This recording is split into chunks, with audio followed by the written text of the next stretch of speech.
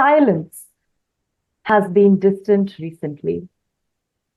Like it couldn't take the voices in my head, red, blue, purple, waves echoing, colliding against the walls of my burnt and blackened mind that cannot take their force and therefore crumble to charcoal ashes.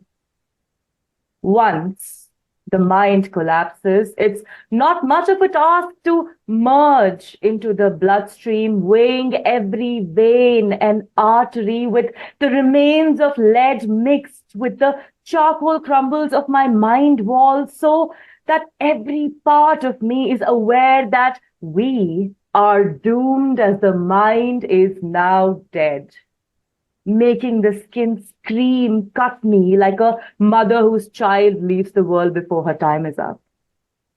The poison flowing within is agony. It wants an out from this corrupted body, and yet, amongst all the voices in my head telling me to give up, that I am worthless, that no matter how much you love, it will be pointless because they'll suck everything out of you while you stand frozen, and then they'll call you cold and broken. There is this one voice that doesn't have a tongue and catches my attention, holds me in its stare so intense that it glistens in fluorescent white, reminding me that it sucks to be the odd one out, that loneliness can kill you even among people that care for you unless you fight it and not let it make you blind. You got to be a star. Let light out from within so bright that make the shadows hide, and you will own the universe. But beware, everybody wants to catch a firefly. Thank you. The first one. And the second one is in contrast to this. Both of them are written in different phases. The second one is titled In My Element. Still finding my way to expression. With so much chaos and confusion, I'm growing my wings day by day. Feathers lacking at the occasion, I crawl to find them in all colors, but they don't stick long enough. And I wonder if walking is better, but my heart is an eagle. It wants to fly high in the sky, right under the sun like Icarus, but sensible enough to not let curiosity burn her, looking for hot satisfaction, a fire to bathe in alive on earth and live to tell her story, not for caution, but for inspiration. I can be a multiverse, larger than a universe.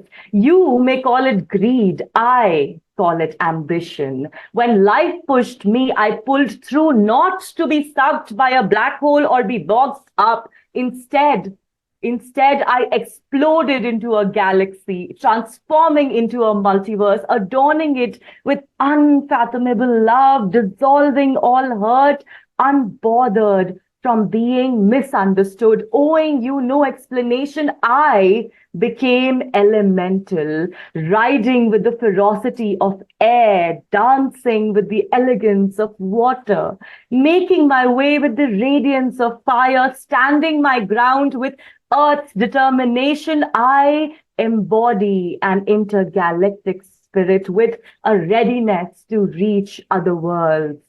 I am a multiverse. A woman unbound, such is my vision, a reminder to my spirit, go beyond the horizon. You are the enchantress, casting your spell on the elements. You are the rule and the exception of the quantum. You decide where to spread your magic. Thank you. That's all. Both these performances were power packed. I mean, this is her way of narration. Actually, I have seen her on her Instagram also. She does experimental, she does a lot of experiments with poetry. I mean, she dances, she enacts her poetries. So maybe this was, we didn't have that kind of a space. Maybe we can try it sometime else. But this performance was very power packed. I think everyone will agree with me. This Thank was amazing. I mean, it's not just the poetry. Poetry was amazing, but your performance, your delivery was, flawless. thank you so much. I'll ask Ranjit. So, Srishtika, like, I think it was the most unique performance, right? It stands out. And I mean, I could understand, I mean, because I also write in English. So, I mean, I do it just like a hobby, but I think this is so passionate.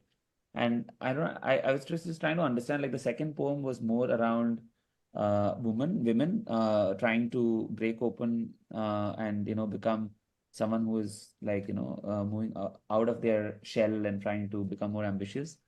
I think it was beautiful. And I like the fact that you can compare that with the multiverse, because multiverse is a very a new age terminology, right? And it just helps relate. And also I like the sentence where you said, it's not greed, but it's ambition. And because that is a very clear distinction that people need to know. That when someone's asking for more, it does not actually mean greed, it's actually they're ambitious. Um, I would love to share this poem with my team, and there are a lot of women who are in my team, and they should read this, and they should be proud of the fact that they're all striving hard. I think Lata, Aishi, everyone are actually doing a lot in life, and not just not just doing the domestic work, but doing a lot more than that. Charu ma'am, Mansa, everyone. So I think this is for the women out there who are multitasking. It was amazing. I just loved, and the performance, as Rajesh sir said, was very unique and full of energy. A very different kind of narration. Not used to this. Amazing. Thank you. Thank you so much. Lata. Hi, Shrishtika. Welcome to Passionwale. And I'm actually out of words. Both your poetry, the narration. I mean, as you said, they were in complete contrast with each other. While on the one side, you were talking about, you know, being the odd one out and people sucking the energy out of you, and you were talking about solitude, you were talking about your own limitation, and here you are talking about things that, like, you're talking about that the possibilities are immense, you can do anything. So there your voice, the kind of energy you had a sense of poignance in it. Here that in the second narration, uh, your voice had that ambition, your voice had that assertiveness to grab anything and be anybody in everything possible. So it was coming out very beautifully, it was very powerful, very I mean, the way you were narrating, nobody could move the eyes off you. I could just say that. I mean, it was very captivating. More than the poetry, more than the words, it's actually the expression, it's actually the delivery, it's actually the command of the words you were having. So, congratulations, and I'm very inspired. Thank you so much. Thank you, Lata. That means a lot. Charuji. बहुत बढ़िया, you did really well. And as Rajesh ji said, that you enact your poetries, and this poetry was just lacking in that we thought that you'll get up and start dancing, because it was somewhere leading there. So when we teach image, so when we talk of communication, so we talk of all these things, the tonality, the pitch, the throw, how you present your whatever you are narrating. So you have all the qualities going already in that which you are uh, bringing forth in your poetry. And I really love the style. And the first poetry, when you say there's a quiet voice inside your head, the little conscious that keeps on calling every time and telling you that this is the right thing. And we most of the times tend to neglect that quiet voice in our mind, which is calling us. And the second, when you talk about loneliness, so long back I had written that loneliness is abyss and solitude is bliss. So somewhere loneliness also has its pros. So I really enjoyed what you had to give. Lovely. Thank you. Thank you so much. Thank you so much, Srishtika. It was such an amazing performance. Thank Thank you you. so much. Thank you for Uh, inviting me here. it was such a pleasure.